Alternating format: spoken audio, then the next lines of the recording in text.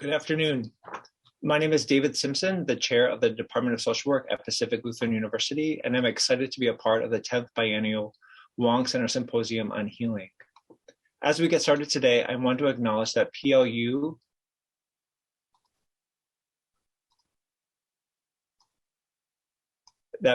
is on the traditional territory of the Nisqually, Puyallup, Squaxin Island, and Steilacoom people who, prior to the Medicine Creek Treaty of 1854, lived on and cared for this place as their ancestral land.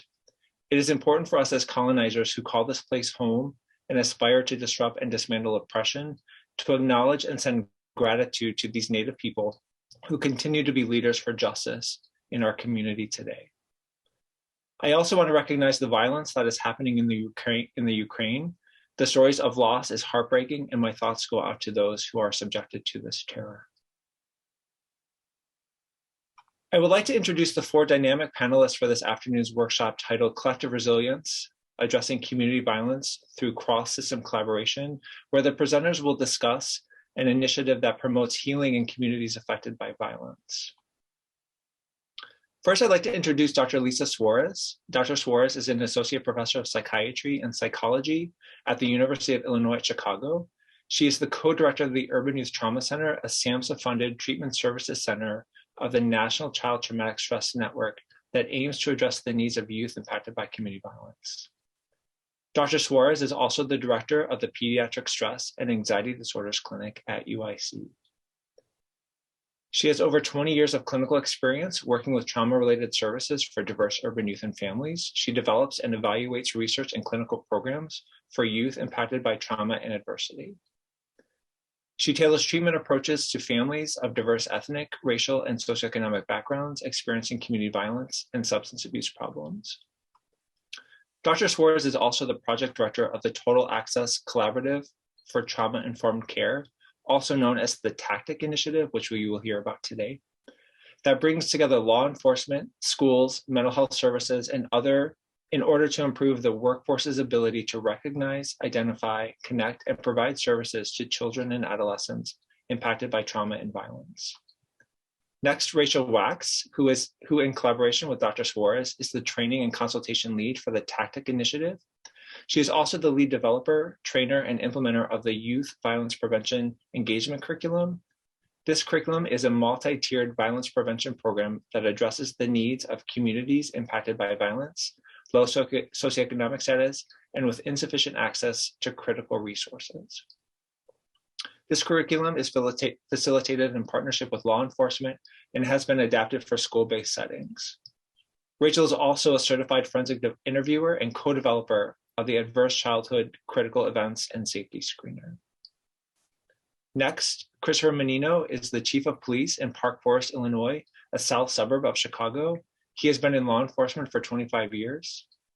In his senior leadership positions, Chief Mannino has transformed the juvenile justice processes of his department to focus on providing resources to at-risk youth, diverting youth offenders from the formal criminal justice system, and ensuring the law enforcement officers in Park Forest are all trauma-informed.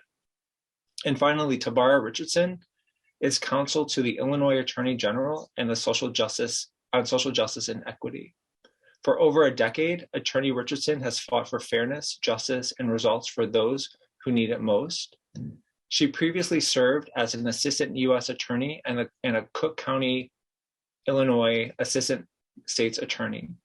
Throughout her career, Attorney Richardson has worked to help convicted felons to successfully reenter society and not recidivate. She has also developed creative solutions to address and solve community crime-related problems throughout the state of Illinois. Before Rachel begins, I want to mention that there will be time at the end of this presentation to respond to your questions written in the Q&A for this presentation. However, the chat function will be disabled. So if you have questions, please submit them in the Q&A. And now I'd like to turn it over to Rachel. Hello, everybody. Before I begin, I would like to thank the Wong Center for putting together this very important symposium. We are honored to be here today and to be speaking with you all. Next slide, please.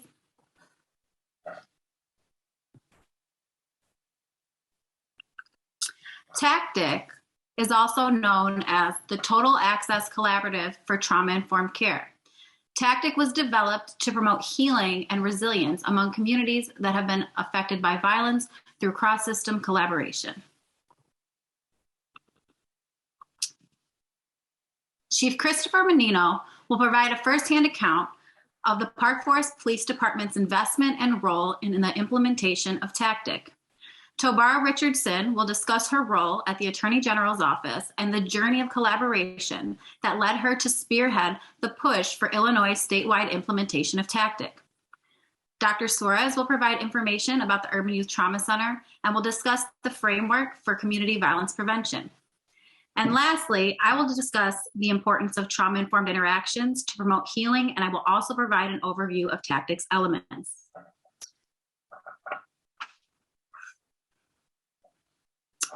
TACTIC is a multi-tiered trauma-informed violence prevention approach. The ultimate goal of TACTIC is to prevent future harm by healing individuals through trauma-informed interactions and care coordination.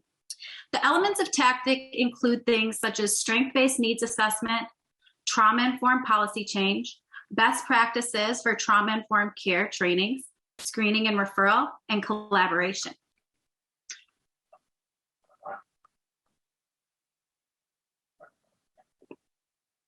Hello, everyone. I'm Christopher Mannino, and thank you for having us here today to speak with you. It's quite an honor. So I wanted to start out today by introducing you to the Park Forest Police Department. Now, most of you probably haven't heard of Park Forest, although we are a historical city. We were one of the first planned communities after World War II. We were one of the first pre-planned communities in America, and in fact, we have a display in the Smithsonian Institute. That said, we are a suburb of Chicago. So really, we fall into two categories. If you think of the suburbs as idyllic, yes, we have that. We have tree-lined streets. The people here are quite amazing, down to earth. The amount of community engagement, civic engagement, volunteerism, it's all alive here. I've often said that everything that's good about America can be found here in Park Forest. At the same time, being located where we are in Cook County, the same county as Chicago, at the far southern region, we experience the same regional problems that the city's facing. High levels of poverty and high levels of crime as well. It's not uncommon for us to have reports of shots fired several times in a week.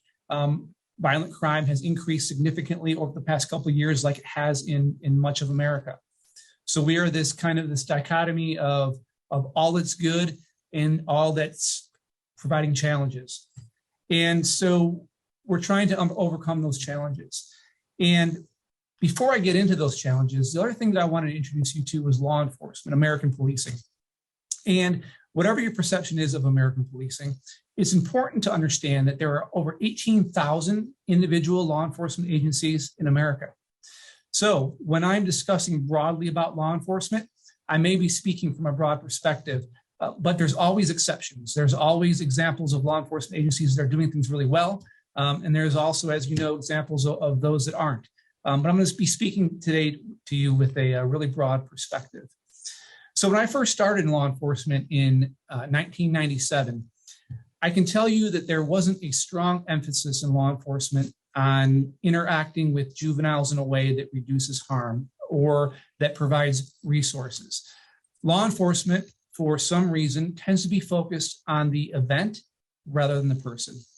And along the way, I think we've realized that focus needs to change if we really want to have an impact on the challenges and issues that are facing us in America. I'll give you an example. When I first started in 1997, if a child who was 17 years old committed something that would be considered a felony, they were automatically charged as an adult.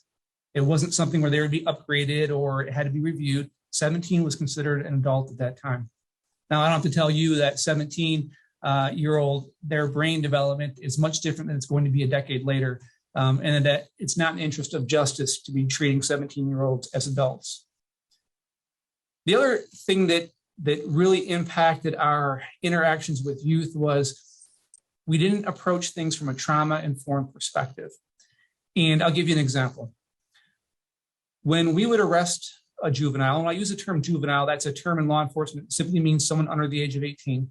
we have to do a screening. We have to ask them a series of questions to make sure we have information about them. One of those questions that we ask is who their parents are. It seems like an innocuous question, probably not much to it, except for the fact that a large portion of the people we were asking that question to, of the kids we were asking that question to, did not know one of their parents. I can't even begin to express how many times we asked, what's the name of your father? And the answer would be, I don't have a dad, or I don't know who my father is. And it never dawned on us that just asking that simple question could be re-traumatizing a child who was growing up without one of their parents in the home. That simply wasn't our focus. Our focus was the incident. So we had to get the information, prepare the police report, and move the child through the system. And it really isn't a system that's designed to bring healing to children who commit offenses or who make mistakes. Nothing about the system is designed to return and restore that child back to society.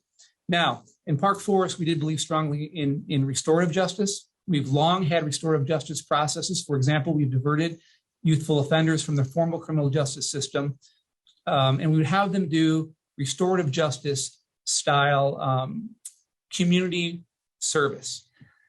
But that community service wasn't providing them with resources. It wasn't addressing their needs. Yes, it showed them there was a consequence for their actions, but again, it wasn't really focused on restoring that child and bringing that healing. And I was aware of this. And as I grew through the ranks and became more aware of the impact we were having on juveniles, it occurred to me that we need something in law enforcement exactly like physicians have, a Hippocratic oath that says, first, do no harm. And what I realized was that oftentimes the way we interact with youth may exacerbate the harms that they've already gone through, may exacerbate that trauma. In 2016, I went to an OJJDP conference. That's the Office of Juvenile Justice and Delinquency Prevention. And I saw that there were law enforcement agencies who were taking a different approach. We saw innovative ways that law enforcement agencies were approaching juvenile justice to account for the youth, to account for the trauma that they went through. And I saw examples of great things being done in individual agencies. And I decided that when I came back to Park Forest, I wanted us to become a model of doing all those things.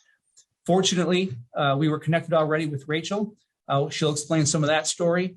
And over the past 5-6 years, we've implemented a series of steps to ensure that we're focusing on that youth, that we're identifying the traumas that youth has been through, that has led them to make the decisions that they've made, and address those in a way so they're less likely to continue to make those decisions, and also so that they're able to get the resources and the help that they need. Hi, everyone. Again, I am Tobara Richardson. I'm with the Office of the Illinois Attorney General. And I'll just say to begin that I am not speaking on behalf of the Office of the Illinois Attorney General or on behalf of the Attorney General, but I will be giving you all an overview of the collaborative efforts that our office has taken with Park Forest and with UYTC, the Urban Youth Trauma Center.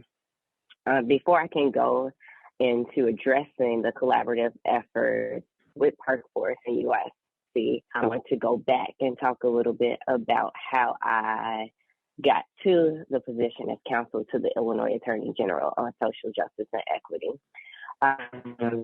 So I'll take you back to 2010, where from 2010 through 2015, I worked with the Cook County State's Attorney's Office.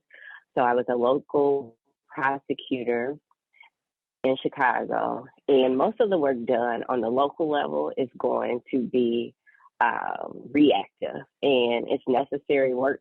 Things will happen, problems will happen, or crimes will be committed, and we will need a response to what happened.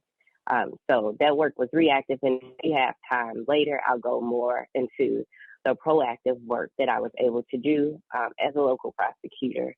But again, most of the caseload was reactive. Then from 2015 through 2020, I was a federal prosecutor in the attorney's office. And there, again, there was some reactive work. So, for example, you may have bank robberies or They also handle some things of that matter. But the federal prosecutors had more of an opportunity to do long-term investigations, more proactive work, to have a broader reach as opposed to case-by-case individual cases and being reactionary. And fast forward to 2021,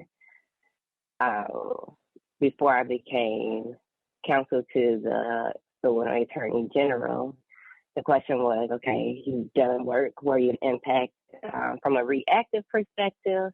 You've gotten to do more proactive work, but now how else can you make a difference, have a broader impact? And so my thought was that I would get more into policy and more into almost like consultation. So, for example, myself and ways being a bridge in light of everything that happened in 2020. We saw the murder of George Floyd. We were all stuck inside, and to face a lot of the realities that had already existed, but now they were in our face. And in a lot of ways, issues that already existed were exacerbated by the pandemic, the global pandemic. And so, in vain, because I had a decade of experience working with law enforcement, but then also I'm from a community in Chicago where, for example, on Easter of 2021, we're in church on Easter Sunday, middle of the day, beautiful day outside in Chicago. And before service was over, we had to jump on the ground because there were gunshots. It sounded like they were right outside of the church, but turns out they were a block behind the church. So having the experience where I not only worked with law enforcement, but I also had experience with the communities that were being affected by a lot of the community violence. I thought I could be a bridge between the two. A lot of times what we see is individuals will talk past each other or not listen to each other.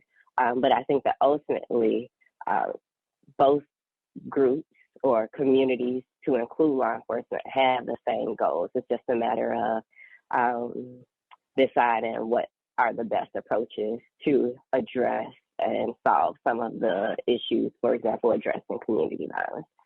And so that's how I ended up at the Office of the Attorney General, specifically working on issues of social justice and equity.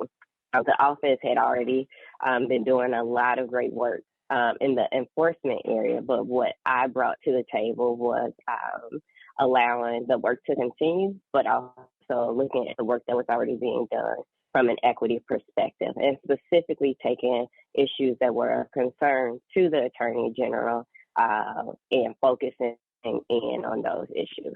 One such issue, we started off from the broad perspective of inequities in education, and then the narrower perspective of inequities in school discipline, which ultimately led us to where we are, like disrupting the school to prison pipeline. Although a lot of individuals may understand what I mean when I say in the school to prison pipeline, I will just give a simple explanation. So, for example, the correlation when discipline in school, punitive discipline or exclusionary discipline lead to those youth being a part of the juvenile justice or detention center, and then ultimately being a part of the adult criminal justice system. So that is the correlation I'm talking about when I say that our goal was to look at and see how we could use a tool we have to disrupt the school to prison pipeline. Now, when looking at that title for the pipeline, there are two sides, right? There's the school or the education side, and then there's the prison or the law enforcement side. And so the question is, logically, you may say, okay, well, of course you look at the education side. That's where students are every day. They're in school every day. And the teachers are there with them every day. And so that's where the National Education Association comes in from a national perspective, and then on a local level, the Illinois Education Association. And so what the National Education Association wanted to do was look at states, different states, for example, Illinois, to see how each state would give their own unique solution to addressing the issue of the school to prison pipeline. So in that endeavor, of course, looking at the education side, I thought of, restorative justice practices, which are important, different issues that specifically affect schools. And on that education side, we ultimately issued guidance for the state of Illinois as to the law surrounding school discipline and the disparate impact that exclusionary practices have had on you. But then we are also a law enforcement agency, the Illinois Attorney General's office. And so then the question is, well, how can we address it from the law enforcement end, where we have contacts and connections? And it's also the area where we work every day in law enforcement. And so that's how we got to the Cook County Southland Juvenile Justice Council and the Illinois Association of Chiefs of Police. And through that interaction, we were able to learn about the collaborative efforts that each of those organizations were doing. But we repeatedly heard about what Park Forest was doing. And so fast forward, ultimately, I got a meeting with Rachel and Chief Mannino, and I was able to see their presentation and the information that you all are going to have the pleasure to learn from today. And when I saw it, I was pretty impressed by it. I ultimately had multiple meetings with them, bringing in different people from my office so that they could get on board as well. And you'll see a number of aspects that Park Forest is doing through their tactic program in collaboration with the University of Illinois at Chicago and the Urban Youth Trauma Center that really stood out to me. They'll give you more details, but specifically where they provide training so that as a state, that's the ultimate goal, as a state, we can all be on the same page with how we interact and how we address youth from a trauma-informed angle. And then also, okay, if we have identified how to interact with you, now how do we figure out what the underlying issue is, what the root issue is that leads you to come into contact with law enforcement? And so we're not looking at this from a law enforcement perspective because we think that it's the only solution. Having been a prosecutor for over a decade, I do understand that we cannot prosecute our way out of certain issues or out of all issues or out of community violence. But what stood out is that Park Forest, albeit being law enforcement, and there will be situations where individuals will have to be detained, their goal was to address the underlying issue. So whether that youth was going to remain detained or walk out of their doors, if they came into contact with them, they wanted to know what was going on with that youth. The goal, of course, is to not have to have youth to come into contact with law enforcement. But in the event where inevitably some youth will come into contact with law enforcement, we wanted to have our law enforcement across the state of Illinois be on the same page. How are we going to interact with youth? And then how are we going to figure out what the underlying issues are in order to make sure that those youth, A, don't reoffend, or B, don't become a part of the adult criminal justice system. And last, the other part that stood out for me is that they not only identify the issues, but they've developed a system for each community to say, okay, now we figured out the issue. We've also collaborated with the resources in the community to direct the youth and their family to those resources. So I really was impressed. I may talk throughout their presentation about some other points that really stood out to me. But overall, when I saw it, I was just like, we have like a gym in our own backyard. Why is this not in other places? And that's how we ultimately ended up collaborating with 5 different counties in the state of Illinois. Illinois has a total of 102 counties. So we're going to start off with 5 counties: Lake County, Champaign County, Kankakee County, Peoria County, and St. Clair County. We want to take the model that Park Forest and the Urban Youth Trauma Center have provided us. We're going to plant it in each of those counties. And of course, they will have to be adjusted because each county is going to be unique in their specific issues and in the resources that they have available. But we're going to look at if we can see those same positive results that they have seen in Park Forest in those other areas. And of course, it won't be something that we'll start one night and we'll be able to see results the next night.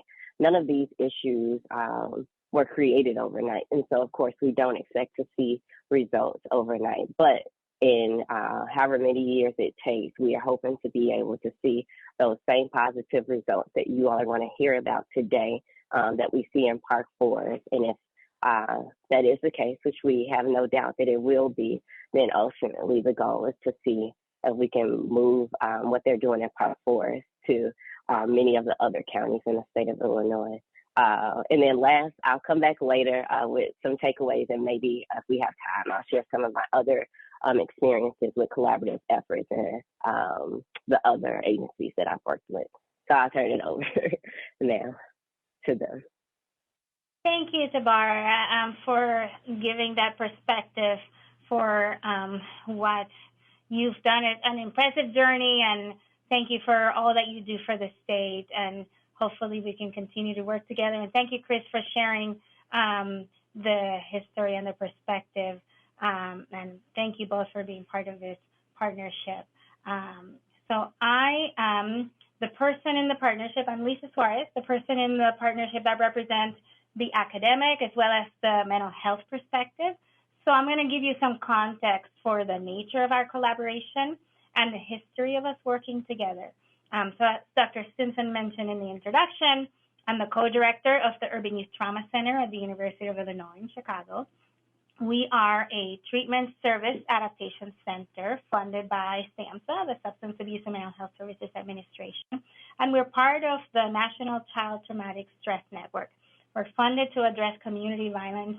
Specifically, we're in our 4th cycle of funding and have been supported by other funding sources as well. So the goals of our center are to support youth affected by community violence and focusing on 3 major areas: spreading awareness about the impact of violence in children and families, also providing training to community members on violence prevention approaches, as well as clinical interventions for therapists and substance abuse providers working with youth, and also community engagement activities so that we can support changes in policy and practice, and giving a particular emphasis on addressing behavioral health disparities and how they relate to childhood trauma and community violence. And so listed at the bottom of this slide is a recent publication summarizing our model and some of our programs. Our awareness, training, and community engagement activities are anchored on the socio-ecological model of violence prevention that is put forth by the Centers for Disease Control and the World Health Organization. A key goal of our training partnerships is to increase the understanding of the context where youth are coming from in order to anchor supportive and healing responses within this framework. So the model uses 4 levels that you see on the slide in recognition that the causes of trauma and violence are complex, and there's not usually a simple, unique explanation. Violence doesn't happen because somebody decided on a particular day to do something terrible to another human being. There were many factors that came into play that led to that situation happening in the first place. These 4 levels, individual, relationship, community, and societal factors, interact and influence each other, and they serve to illustrate risk or protection from experiencing or perpetrating violence, and they help guide us in engaging others in responses that are conducive to healing. At the individual level, youth who have been exposed to violence at an early age might be at greater risk, as well as some that might have a tendency towards impulsivity, just to give you some examples at each level. At the relationship level, there might be conflict or lack of monitoring in the home. They might not have access to supportive adults. They might have friends who actively participate in illegal or unsafe activities. At the community level, we have that sense of social connectedness that is very protective, but when people don't feel like they fit in or they belong in their community, that creates risk. And they also might have a limited sense of responsibility for what happens within the neighborhood, and so people don't take part in the solution. Residential instability is also a big challenge. Not having a stable home or not having a place to live has been associated with risk for violence exposure. And also active gang activity in your neighborhood is another community level. Finally, at the societal level, we have norms about violence. Those views that violence is an acceptable response, and those views are integrated in how youth look at the world and how they respond to others based on what they observe and what happens in the community, at home, and in the media. The societal level influences also have to do with policies that influence job opportunities, access to housing and resources, the availability of violence prevention programming, and also how we choose to respond at the systemic level to address the issues that arise in the community. So anchored in the notion that these solutions need to consider why violence happens at all of these levels, the Urban Youth Trauma Center has developed a training program promoting trauma-informed best practices for violence prevention that address each of these complex factors. And I'm going to give you like a little taste of what some of those topics are as we illustrate the examples of our partnership. During our trainings, we emphasize that a connecting theme for all of these examples that I just shared, all of these levels, is that none of these challenges are within the youth's control. Many kids that are involved with the police don't have just one of these challenges, but usually many of them. And they didn't choose to have any of these things happen to them. So even though most people can relate to having some kind of adversity in their life, in order to make it through, we need to have some supports in place. And that's what part of what we're trying to do within the community. And because the causes of violence are complex and vast, we need all members of the community and service systems representatives to play a role.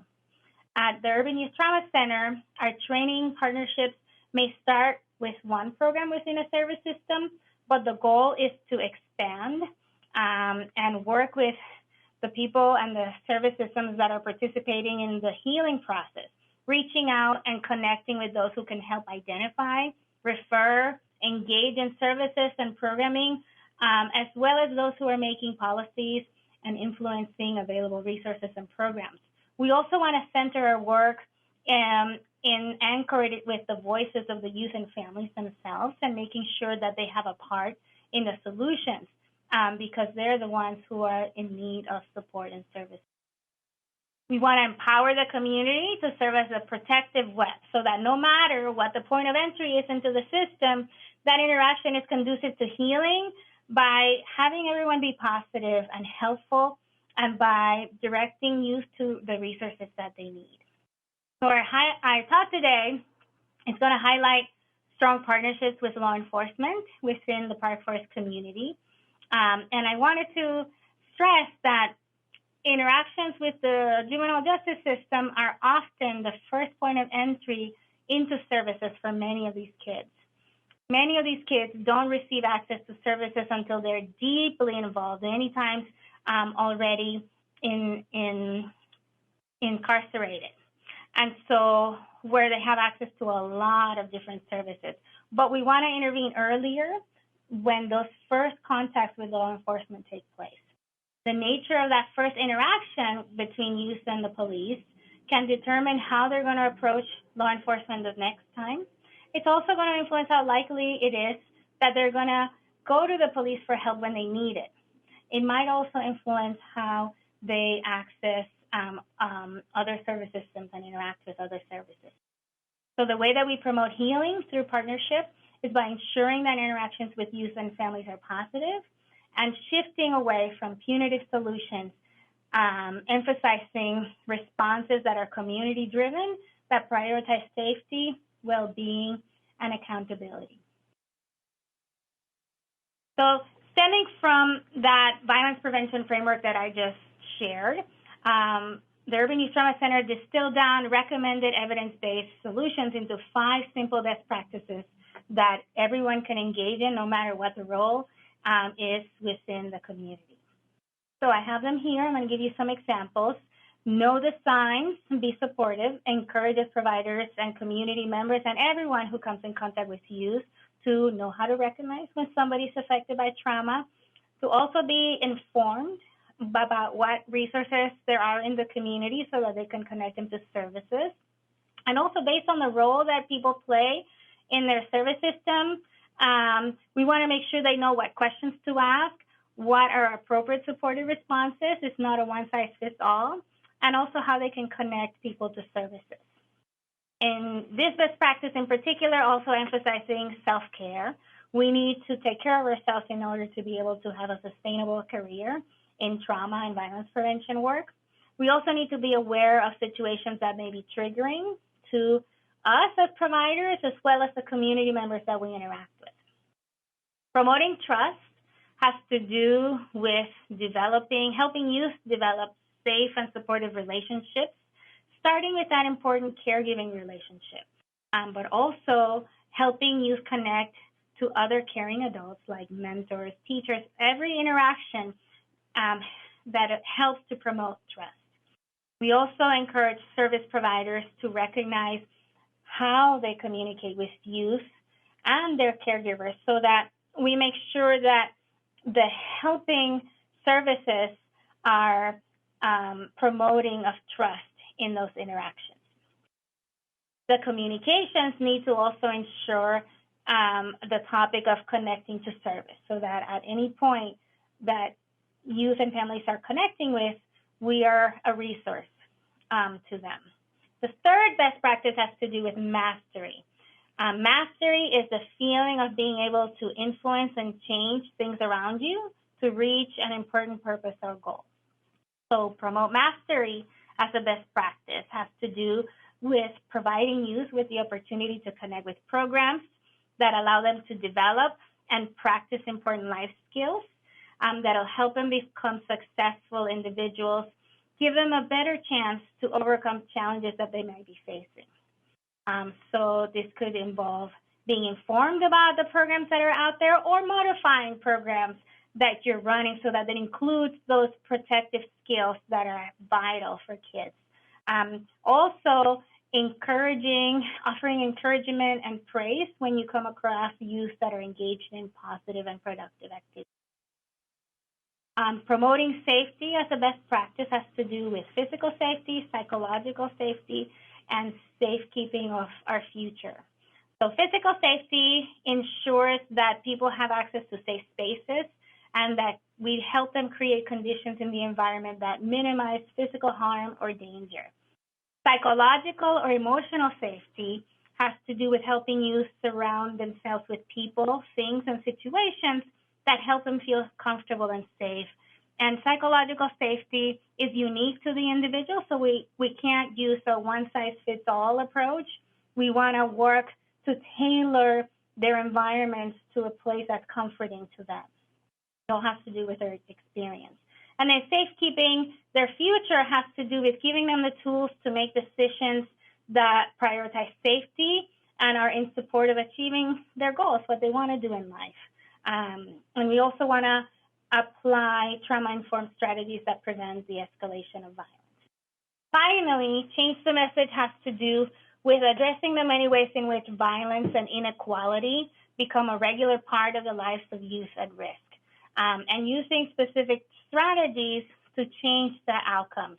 So we do that by encouraging and modeling peaceful solutions that are inclusive, that emphasize strengths, that embrace diversity, and that promote mutual respect.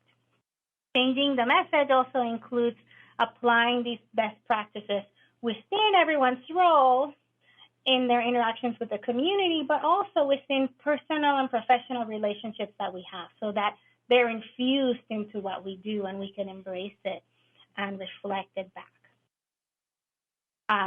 So summarizing our center's model of community mobilization, the point is to generate lasting change in the communities and the agencies and service systems that we're working with. So we start with helping to create a foundation of awareness. So that includes the trainings on trauma and violence prevention, anchored on best practices I just mentioned. And usually we engage agency-wide trainings, and we also include the partners in violence prevention awareness campaigns so that they can become a vehicle for sharing important information with the communities that they serve. We also then engage our partners in activation and action planning.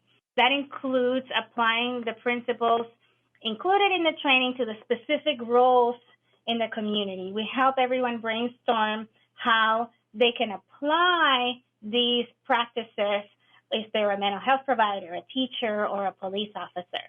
So each training participant is encouraged to generate an individual action plan that outlines what they're taking from the training and how they plan to apply the best practices within their work. And then we ask them, what makes that plan trauma-informed based on what you just learned, and what are possible barriers that might get in the way of addressing the plan. So when we have the opportunity, we also work with organizations as a whole and communities to come up with specific goals and plans of action that are broader.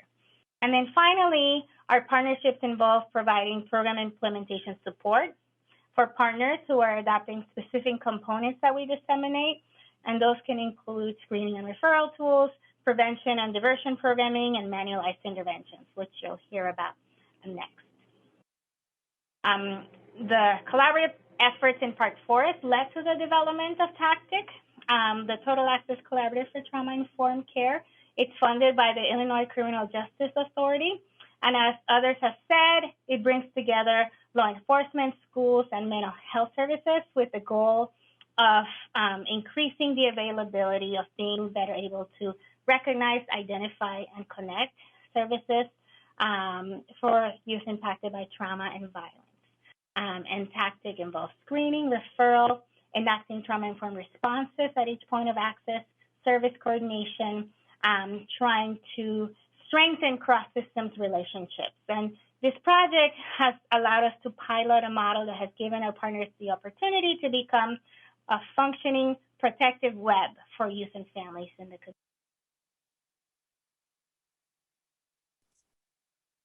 So this is a staggering number. 2019, nearly 700,000 children were taken into custody by law enforcement. So we're going to take the broad view. We're going to back out a little bit and take a look at the broad perspective here.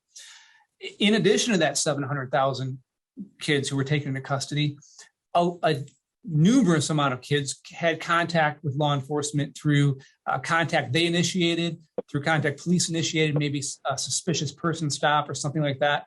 It didn't result in arrest, or coming in contact with children due to them being victims, so to their victimization. Now, first, I want to start out by saying that number of 700,000, I firmly believe that number is far too high.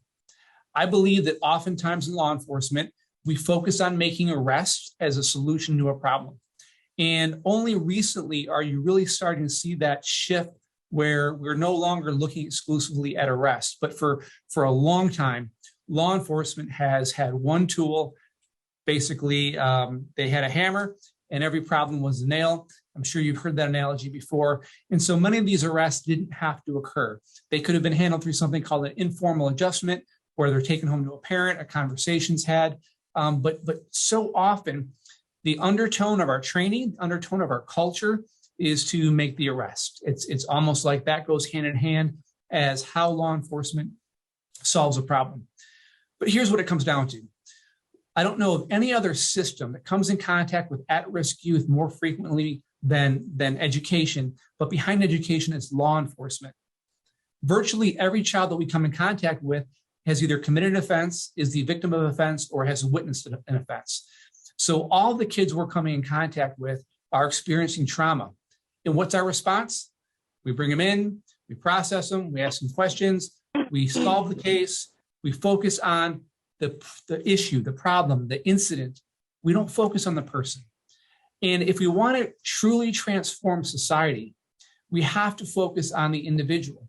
And so that's what we're trying to do with this program. We're trying to find out, why did this child come in contact with law enforcement? What caused them? Because the natural state for kids isn't to do the type of things that gets them into contact with law enforcement. Generally, there's something going on in their lives. And we don't ask the question because we've always looked at it as, and again, I want to reiterate that I'm speaking of this very broadly. There are law enforcement agencies that don't do this, but oftentimes in law enforcement, they're not concerned with the individual because the quote is, "We're not social workers." Well, we may not be licensed social workers, but what we do is certainly a work in social settings. And we have an ability to prevent crime by how we react to the incidents that we're dealing with. Sir Robert Peel is credited with founding law enforcement with the Metropolitan Police in London in the 1800s. And one of his founding principles was that the measurement of success for law enforcement is the absence of crime. But oftentimes we make arrests because we think that is what's expected of us. And so we are actually generating more arrests that need to be made simply because that's been our focus. When we change the focus to the child, or even in the cases of adults, I would argue, focus on that adult. What has caused them to be in this position? Law enforcement is in that early stage where we can intervene. And so what we're trying to advocate for is that law enforcement needs to be focused on finding out, asking some basic questions. Why is this person in contact with us? And what can we do to make it less likely they will do that again? Now, we don't have to be the provider of those services. And I would argue we're probably not equipped to be the provider of those services, but we can absolutely be a direct link between that person and services that can help them heal, overcome their trauma, and make better life decisions moving forward.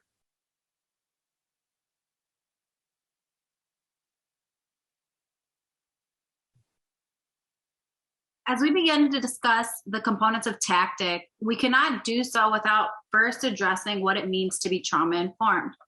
Being trauma-informed means that in all interactions, you must realize that everyone has gone through something and that anybody you encounter could be dealing with difficulties. Then we need to recognize that people's reactions and behaviors may be influenced by these difficulties that they're facing, and they may have nothing to do with you or the situation at hand. And then we always need to respond to conversations, interactions, and struggles by using our knowledge on how trauma affects people and avoid re-traumatizing at all costs. The first element of the tactic initiative is the strength-based needs assessment. During this assessment, Urban Youth Trauma Center representatives meet with law enforcement and community representatives to assess the strengths, resources, and service gaps within communities. Needs assessments are used to tailor policy change, programming, consultation support, and we want to tailor this to the experience of each community and to examine whether or not trauma-informed practices are in place.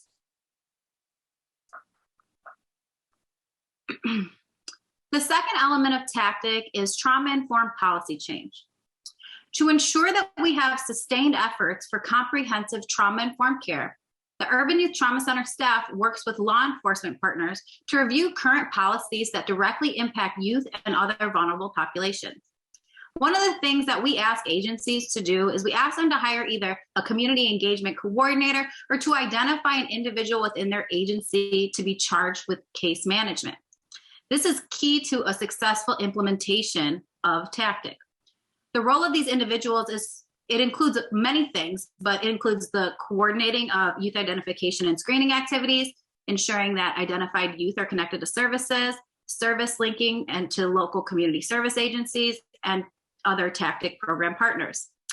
Linkage and follow-up activities are key to the implementation of a trauma-informed partnership to help ensure that youth who've been positively identified as having been exposed to a traumatic event are offered access to needed services and resources. So I just want to be clear when it comes to policy that law enforcement has no shortage of policies, but oftentimes policy does not match practice. So the first step is making sure that the right policies are in place and that those policies are trauma-informed. But an equally important step is making sure that the people who are going to be tasked with implementing those policies are, one, trained on the policies, and two, receive trauma-informed training so they understand how to implement those policies in a way that is truly trauma-informed, rather than just having it in black and white on a piece of paper and expecting people to go out and implement that without having been properly trained and getting sufficient buy-in from those who are going to be implementing that policy. Additionally, we do have a question I saw pop up that says, do you believe zero tolerance policies utilized in some school districts throughout the country perpetuate contact with law enforcement? Zero tolerance policies, such as students being suspended or for defending themselves from bullying in which a student is attacked and defended as a result. So from a law enforcement perspective, I absolutely believe that zero tolerance policies are not helpful, that cause harm, and any policy that causes law enforcement to become involved in educational setting, other than when safety is a factor or a highly serious offense, in my view, is a misuse of law enforcement. Our preference in Park Forest is that those issues are dealt with administratively by the school. And really, our officers are only getting involved if it involves a weapon, some type of safety issue, some type of assault on another student or on a faculty member, or some serious type event. Other than that, it only exacerbates the situation by introducing law enforcement into the equation. And I just wanted to add that in Illinois, we got rid of the zero tolerance policy on the SB 100 back in 2015. So it's not that some youth won't come into contact with law enforcement, especially for safety reasons, but it's that the context or the circumstances are considered, so it's not an automatic thing. Thank you. Thank you for addressing the questions. I'm going to take a look, and that's an important point. I'm going to go to the third element of the tactic program, which involves best practices trainings. Training is a key activator for change. Our work in the Park Forest community has involved education, engagement, and mobilization. So for education, we work together to provide agency-specific as well as cross-systems collaborative trainings that apply our model of violence prevention and trauma-informed responding. Education also involved providing advanced training for officers who are going to be involved in the implementation of screening and referral procedures. So the requirement for this advanced training is that officers need to have a baseline training for supporting youth, as well as an understanding of mental illness. So officers who were certified as juvenile officers, knowing the procedures and protocols needed for responding to youth, as well as officers who are crisis team intervention trained, that provides a background and understanding for addressing mental health crises in the community. So those officers are the ones eligible. In Park Forest, in the Park Forest Police Department, it happens to involve all of the police force. All the officers are CIT and juvenile officer certified. So those officers received advanced training in the implementation of our access screening protocol, and Rachel's going to describe that in a little bit. With regards to engaging, as individuals, our partners were encouraged during the trainings to come up with trauma-informed individual action plans. For law enforcement specifically, many of their action plans included the plan to have more positive interactions and also to be more mindful about connecting to resources. And I was struck by one of the police officer responses to the question of what makes their plan trauma-informed. They wrote, knowing that for some people, support and help groups may be more useful than the criminal justice system. That gave me a sense that the training and the partnership is sticking with them. After the initial training for law enforcement in the Park Forest community, we convened a collaborative youth services provider summit. This was hosted by the Village of Park Forest and had significant participation from the police department, the schools, and the mental health providers within the community. We work with them to identify gaps within Park Forest, as well as the strengths and the assets, so that we could put our heads together, brainstorm solutions, and address some of the key issues that came up, which included needing more after-school supports and opportunities for youth when the school day ends, and also the lack of programming and resources for low-income parents. With regards to mobilization, we have agency-specific training efforts that culminated in having everyone identify possible collaborative responses that they can engage in to address the needs of youth at risk. And at the cross-systems gathering, this resulted in the development of a community-wide action plan, which continues to guide the direction of our collaborations in this.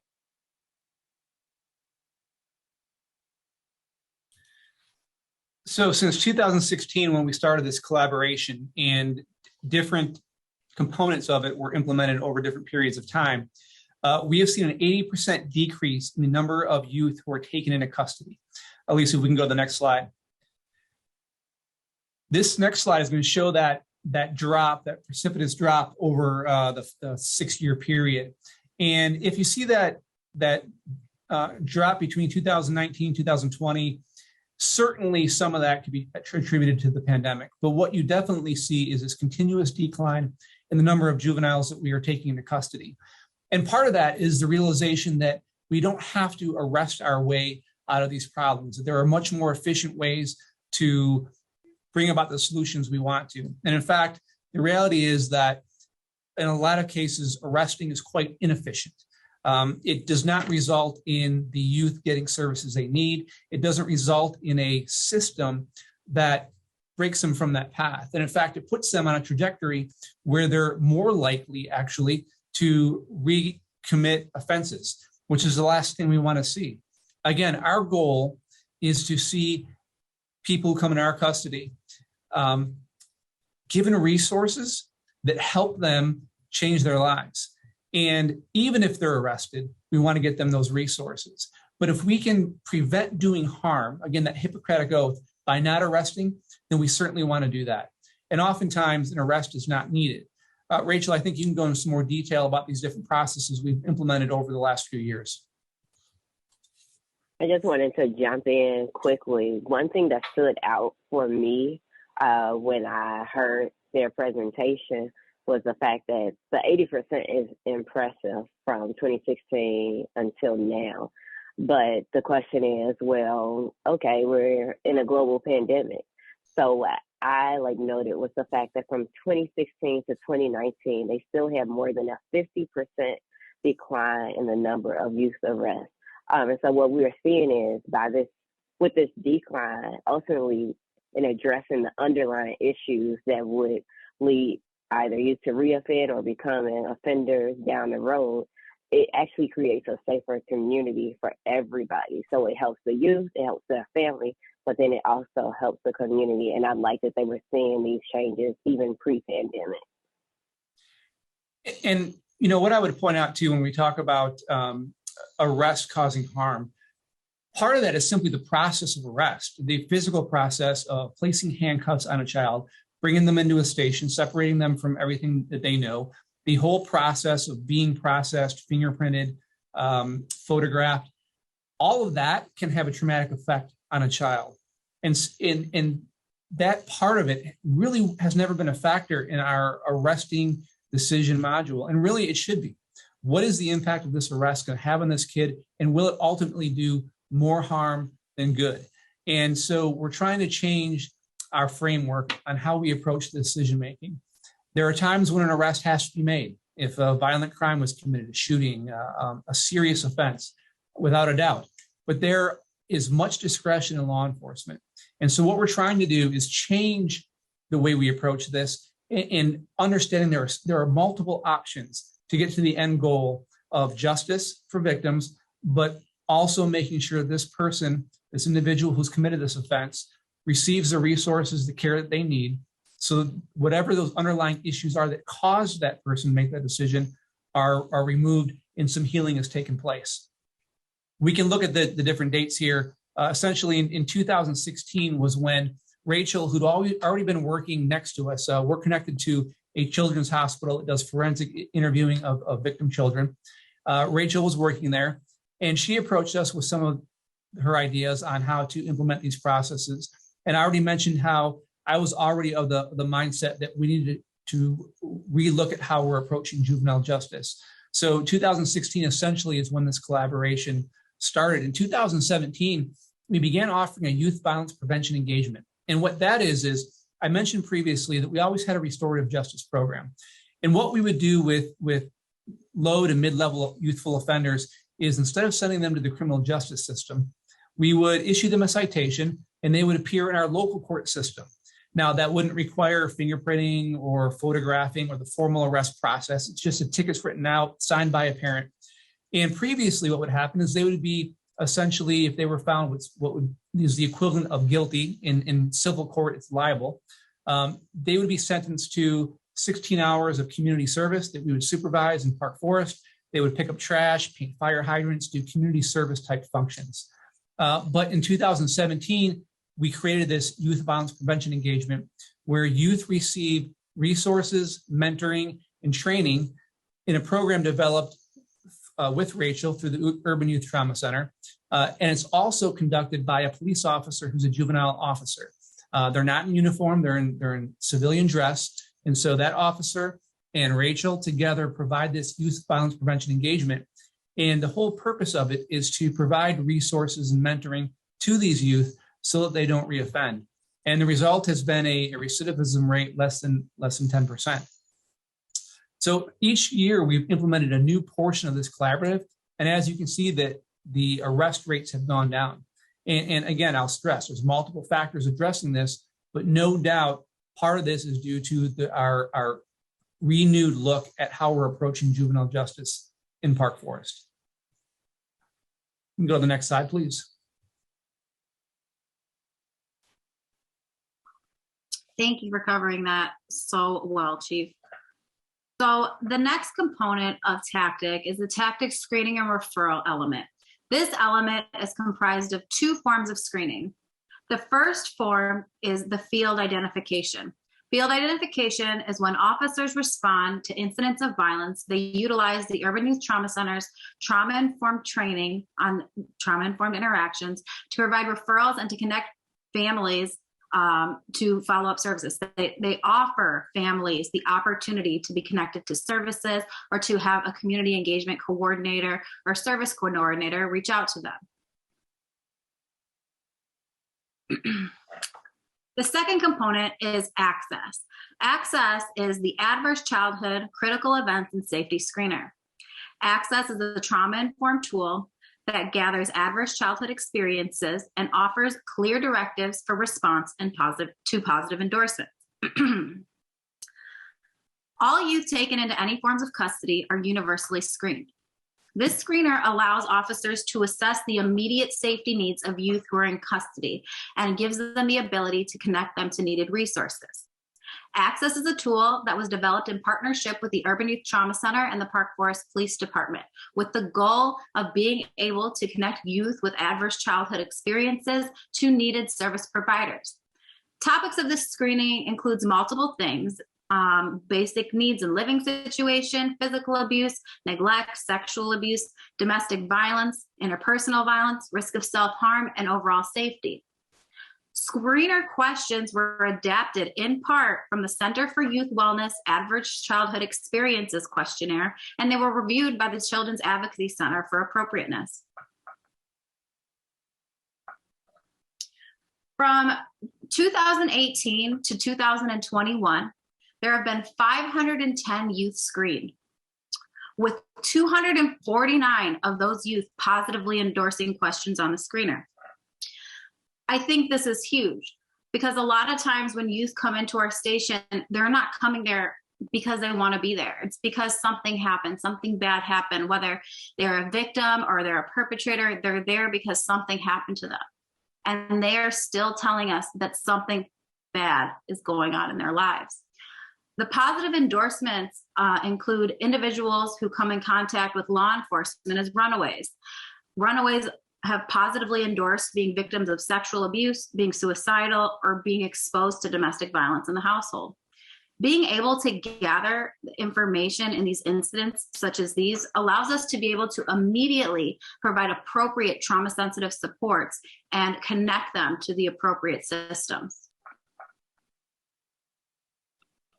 So the final element of the tactic program that we're going to discuss today involves collaboration, and there are many parts to this. This is the work that we do across systems to support healing for youth and families. First, we have consultation. Ongoing consultation is extremely necessary so that we can sustain new practices, troubleshoot barriers that come along the way, and specifically peer-to-peer consultation at different levels, from administrative to on-the-ground support, are helpful in promoting self-efficacy, engagement, and empowerment from the people participating in the partnership.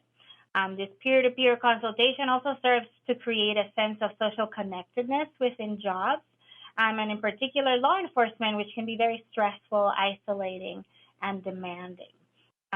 Service coordination activities are meant to provide support within each service system, and to discuss youth referrals, address challenges in connection to services. So these calls can sound like, hey, I have a kid that needs services. Do you have openings? Or can you have someone reach out to this family because of this and this and that?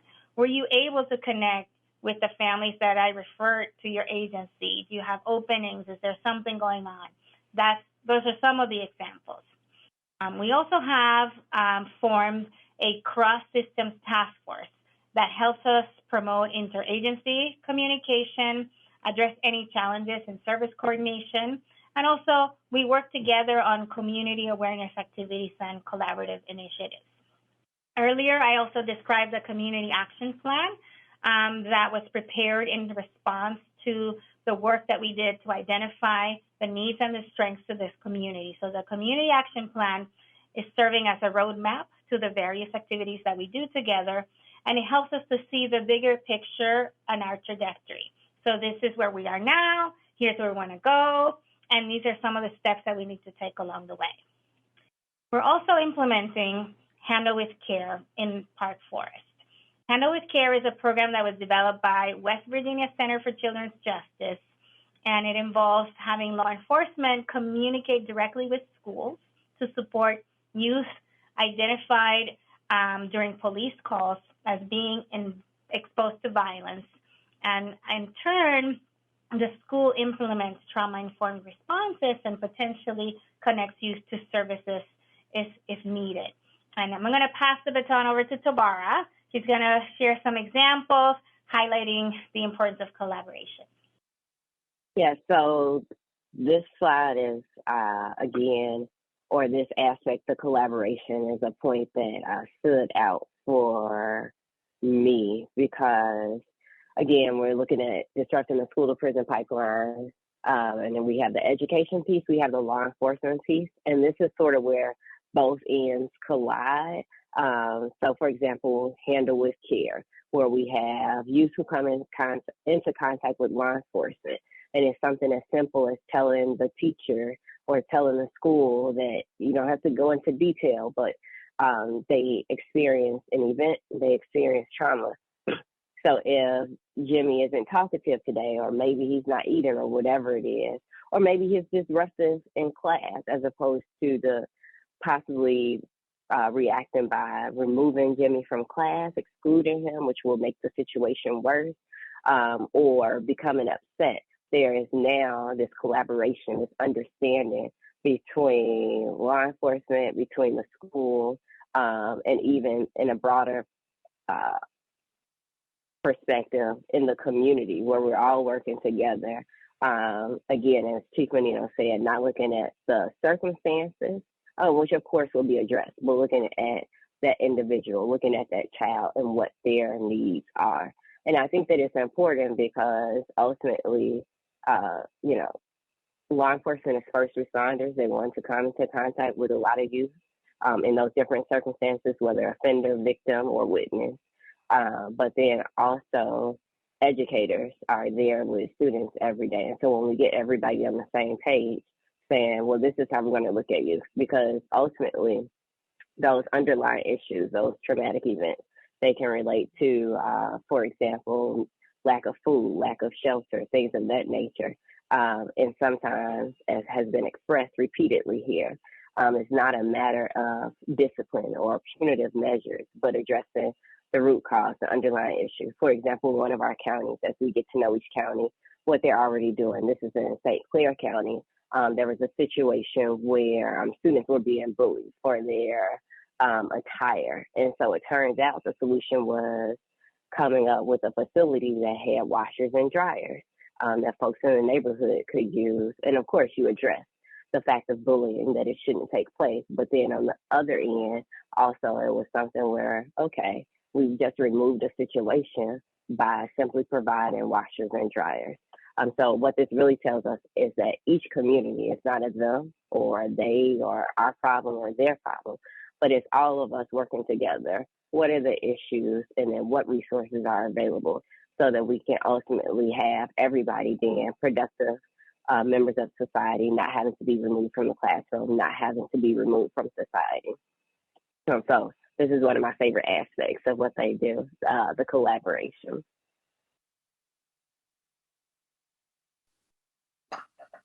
Thank you, Tobara.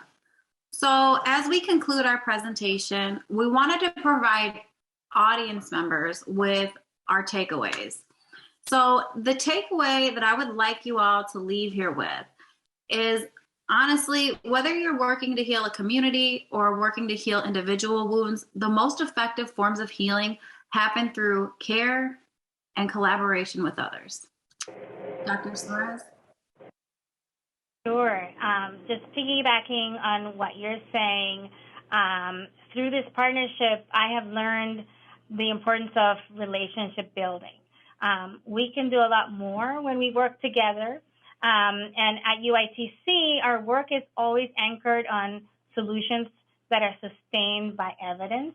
So we always come in with a plan.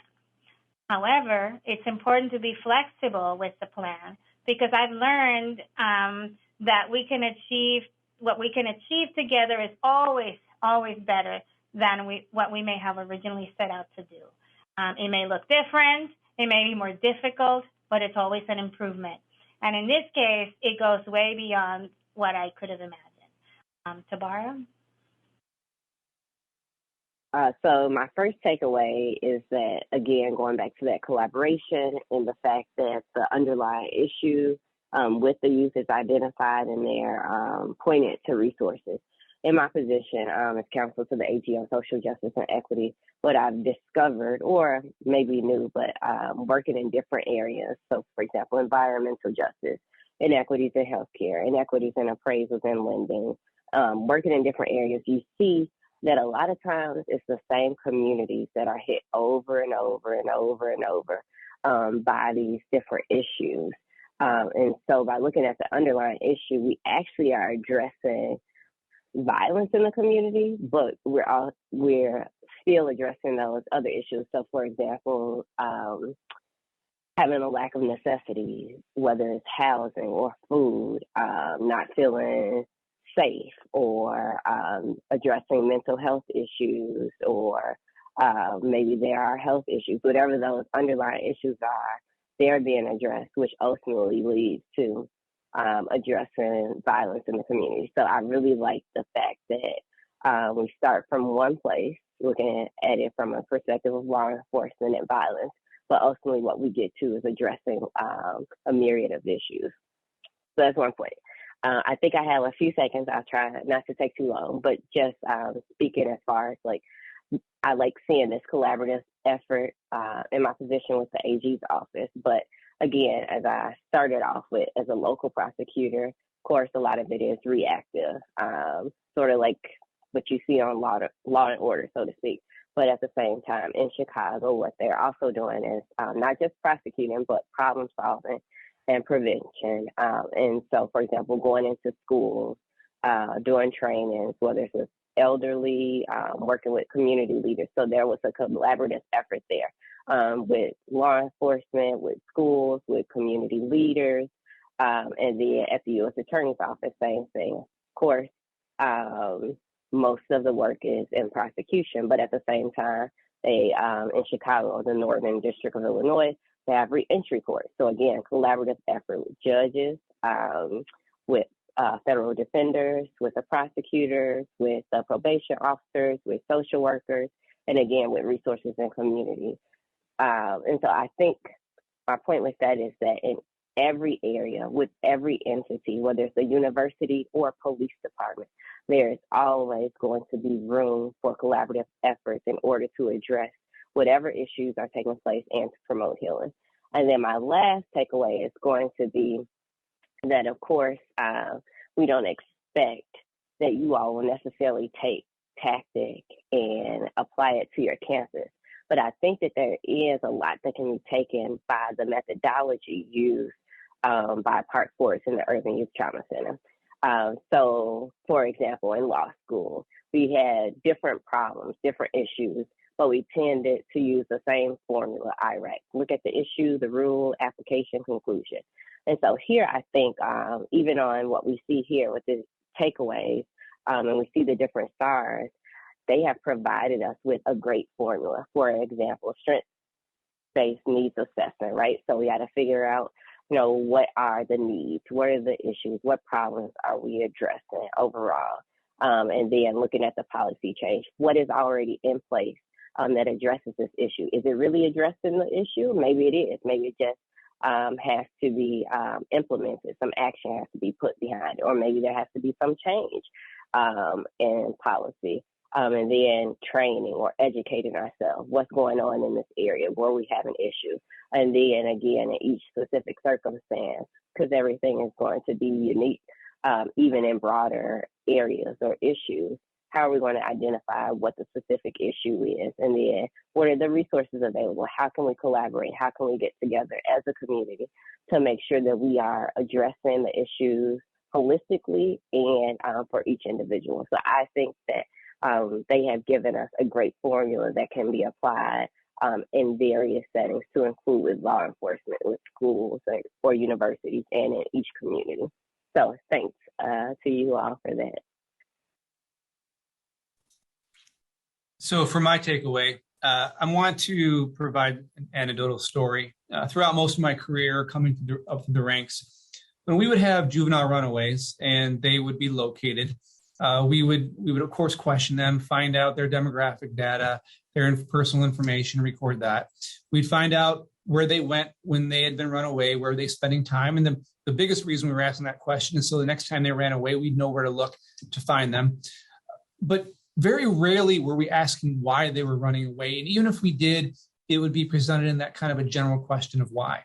But Rachel earlier referenced the Access Screener, which is a list of specific questions we ask every child who walks through our doors.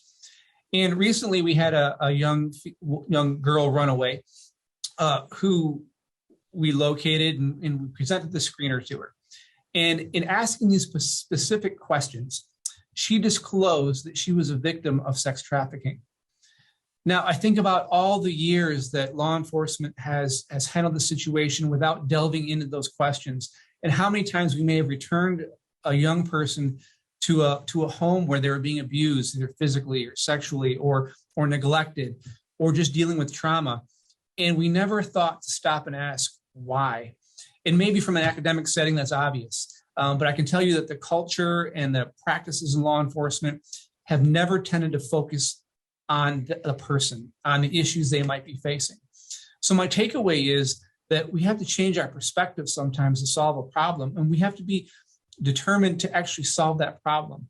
Too often we're focused on doing it the way we've always done it because this is the way we've been brought up, but we have to expand our horizons sometimes and refocus on what will actually solve this problem. And in this case, I firmly believe that solving the problem of juvenile delinquency will come through first making sure there's adequate resources in our neighborhoods, that they have access to quality education, to childcare for parents, good health services, good mental health services on the front end.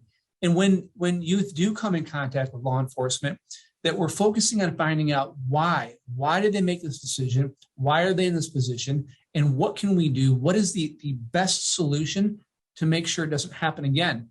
Rather than an offense was committed, we make the arrest. We can't be so black and white in law enforcement.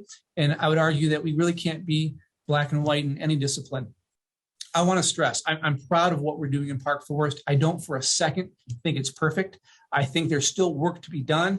I am towards the end of my career. In fact, I'm retiring at the end of March. And as I turn the baton over, I hope that even more work is being done. I hope that Rachel and Lisa continue to improve this program and improve what we're doing in Park Forest, even as we try and help other law enforcement agencies across Illinois improve what they're doing in their juvenile justice systems. And I hope that Attorney Richardson continues to be a part of that and continues to help be an advocate for us, because I do believe that we do have a formula that could help change how we interact with youth and how we approach juvenile justice.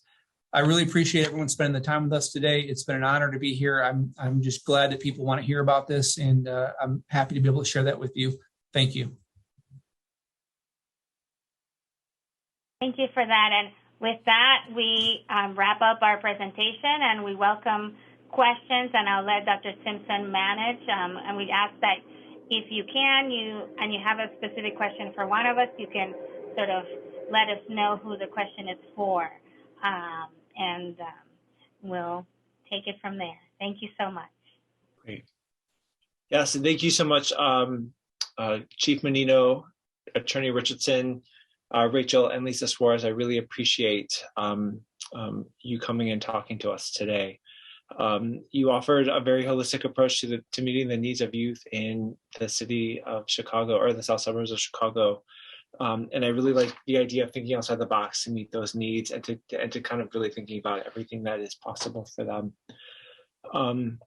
There is a question in the chat box, and I know Tobara has a question. She's got her hand raised. But if we go to Martha's question in the chat box, she asks, how have you addressed the budget implications of a collaborative approach? Budget silos seem to be a barrier to collaboration. Martha also wants to say that she thought this was an excellent panel, and thank you. But what about the budget? How do you address the budget implications? So from a law enforcement perspective, I would argue that generally speaking, there's money there. It's just a matter of what do you want to prioritize with that money.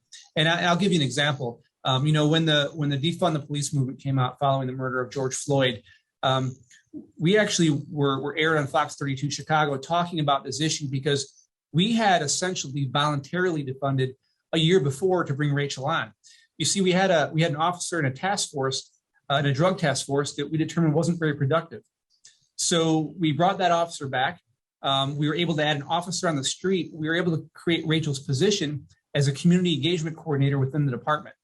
So, I'm not going to say that every agency has the funding to do this, but I think if you think creatively, oftentimes if you prioritize this solution, you can find the funding within law enforcement. Now, as far as across the collaboration, I'm sure that our other partners can speak to that. One thing I'll say to piggyback on what you're saying is that I want to stress the importance of building those relationships, because what we're doing is anchored on the notion that we all care about the work. And we have been working hard to try to find sources of funding. We're leveraging different programs, different grants to sustain the partnership. There's one thing that funds this and something else that funds that, and we're piecing it all together. But we've had periods where we have gaps in funding, and it's because of these relationships that we figure it out. We find a way to get things done and try to sustain what we're doing within the system, but also recognize that we can't do it alone, that we have to do it together. And by having that framework and that base of the relationship and the connections, we can jump into a next phase of the collaboration, whether or not there's a gap in funding. And just to add that the tactic initiative thrives in organic relationships. So whether or not funding exists, the relationships will always exist to have this collaboration, to know who the resources are in your community, to know who is going to provide the food pantry or the housing assistance or the domestic violence services. Getting this information is empirical. It's important. But we need to just make sure that those relationships last. It's fostering relationships to sustain the program beyond funding. And one quick additional thing about this is that all service systems are strained in different ways, especially with the pandemic and with all the challenges. So it's very hard to sustain the work individually, let alone work collaboratively. Collaboration is great, and it expands our services and the potential that we have to make an impact, but it also adds to our responsibilities. And so it is really important to maintain a culture of support within and across systems so that people have the desire and the emotional and physical bandwidth to be able to participate in this. And so we have to take care of ourselves, take care of each other inside the house as well as outside of the house. Well, and I think that goes back to something Chief Mannino says as a segue, was that that people are there and dedicated, but they're determined to solve the problem. And I think that collaboration is really a part of the fact that everybody is there to solve this problem. And the way that that tactic is used sort of really supports the need that the solution is broad and multifaceted. So I think it seems like a lot is coming together. Tamara did type her question to me. Her question is this: as a community comes to terms with the negative impact of youth violence and its impact, and begins to address the issue from a cross-system approach, what are the 3 or 4 steps that a community should take to begin this process? You're muted, Rachel. Excuse me. I will start by saying, first and foremost, it's identifying the resources that you have in your community currently. Look at your community's strengths. Start there. What are you good at? Who do you have? Who do you know? And then get together. And then I would strongly encourage you to talk about, when you're together, the things that are missing. And when you find what you're missing, seek outside of your immediate community, or empower agencies within your community who you may not even know have existed. And I'll let another partner speak to that as well. I also want to stress that it's important to do some research and background searches to make sure that whatever solution you pick is sustained by evidence. A lot of times we are well-meaning in trying to effect change, but might latch onto something that doesn't have a lot of support or have been shown to not be as effective as if it doesn't include this other thing. And so it's important to partner and to try to leverage the knowledge and the influence that different partners can bring to the table, and utilize resources in a way that maximize the effect, because we have limited time and limited opportunity sometimes. So we have to make sure that we get the most bang for our buck or for our time. And I would add also, as a part of that partnership, looking to all of the individuals in the community, because a lot of times everybody's on the same page, whether it's law enforcement, the people living in a particular community. And so when you talk to people in the community, as far as like getting to identifying resources, like the folks in the community might be able to point you exactly to that next part Rachel mentioned, which is the what's missing part. Typically if you're living with the situation and you want to see a change because it's impacting your daily life, those individuals are likely to have, even if they don't have the power or the resources, they're likely able to identify what's missing.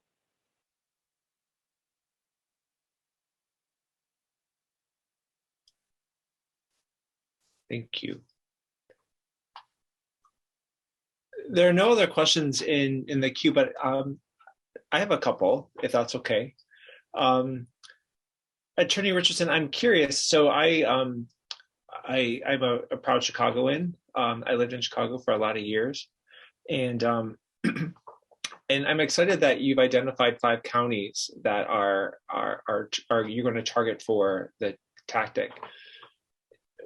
Does the Attorney General's office sort of think about Cook County there or the city of Chicago more directly in terms of bringing tactic to that? And I know that that's probably a huge hurdle And so I don't know how much you want to speak to that, but I was just very struck by that. And I know that, and kind of working at the Urban Youth Trauma Center with Liza and Rachel for so long, that I'm curious about what's next for Cook County or the city of Chicago.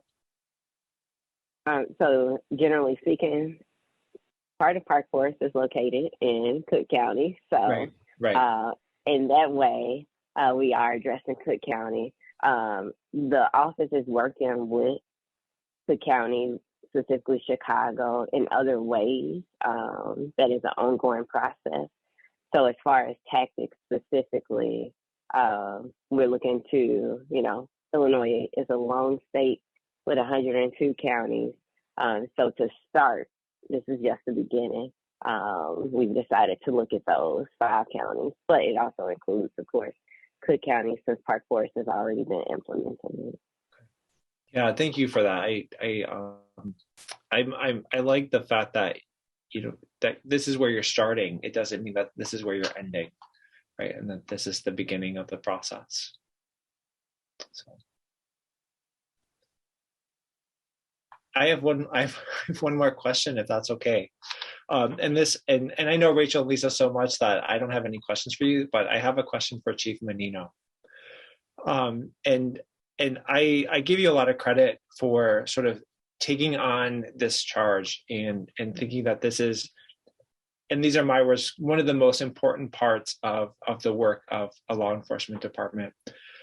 I'm curious about how do the police officers in your department see this? Like, do they feel, do they align with you? Do they believe in this work? I'm curious about sort of maybe some of the more senior members of your department and kind of where they were versus maybe newer members. And then being trauma informed, like, what are your thoughts about that, even at the police academy level? Like, how do you sort of see that as a major part of just the training to become a police officer or law enforcement officer? Because it sounds like that graph that was shown earlier about the changes in arrest rates after sort of being involved with UYTC and being trauma informed, like, has dropped dramatically. And it seems like there's a lot of need for police officers or police departments or law enforcement officers to be trauma informed. So I'll shut up and let you answer. No, you're absolutely right. And, I would argue that we don't place nearly enough focus on being trauma informed. You look at the police academy, where we receive plenty of hours on firearms tactics and on defensive tactics, and those are necessary. But how much time is spent on something like trauma informed training? Not nearly enough. And so, yes, I would advocate that if we really want to change the culture in law enforcement, that there needs to be a start very early on of being trauma aware and trauma informed. But the problem that exists that I spoke about earlier is with 18,000 individual police departments, there's 18,000 fiefdoms that are run differently, and some are managed really well, but some are managed pretty poorly. And this isn't a focus. And it won't be a focus. And so that remains a challenge in American policing that you don't see in much of the world. When it comes to our agency, like any organization, there's a wide variety in personalities and outlooks in life. And we are moving along a path. There are people who adopted this philosophy and align with me completely. And I shouldn't say me as if somehow it's me. It's Rachel and Lisa and a lot of leaders here. So it's definitely not just me. But there are officers who align with this kind of thinking, and there are some who are resistant. And I think that you're going to find that in any organization. But part of the challenge is not letting that be the barrier. It's solvable, but you have to be willing to put the effort in to solve that. And ultimately, if you've got somebody who's not willing to come along, then creating the environment where they don't have a choice, or they make the decision on their own that they don't want to align themselves with the organization anymore. But we have to evolve as an industry when it comes to law enforcement if we want to solve this issue and really be effective to what we're supposed to do, which is prevent crime first, and then solve it only if it happens. I would like to add, Chief, if I may, that I've noticed since working at the police department that often all it takes is one positive interaction with a juvenile that changes an officer's perspective on the importance of being trauma informed. It's having that one moment where it's you and them, and you do what you learned and you're met with something else, and somehow your job has become easier. And so it's very organic. This entire process is organic, and it takes time. You know, if you look at our timeline back in the slides, it's from 2016 to 2022. Change happens slowly, and change is often met with, like frustration and fear, but, slow and steady wins the race. And so that's what we do.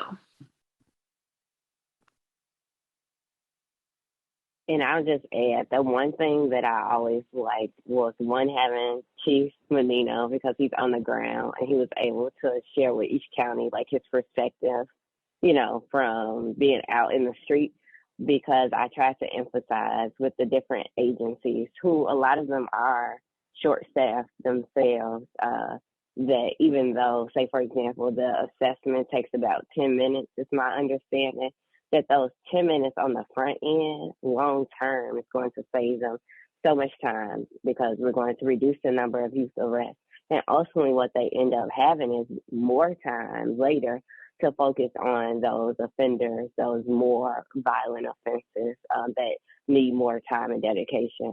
So that was one thing I always try to emphasize with each county, that it's better. One, it's a great thing to do to begin with, but those 10 minutes pale in comparison to the time that's going to be saved long term, as far as it being an issue of resources and time.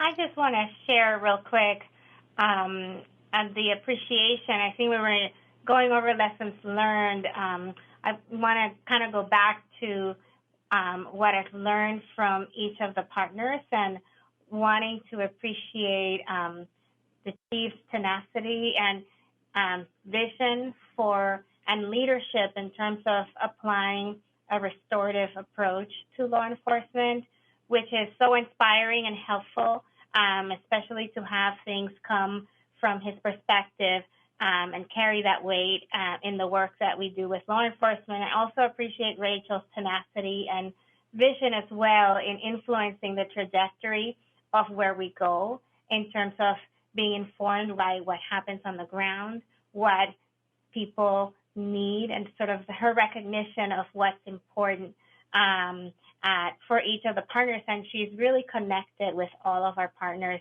in all of the service systems, and she's really the glue that helps the program come together.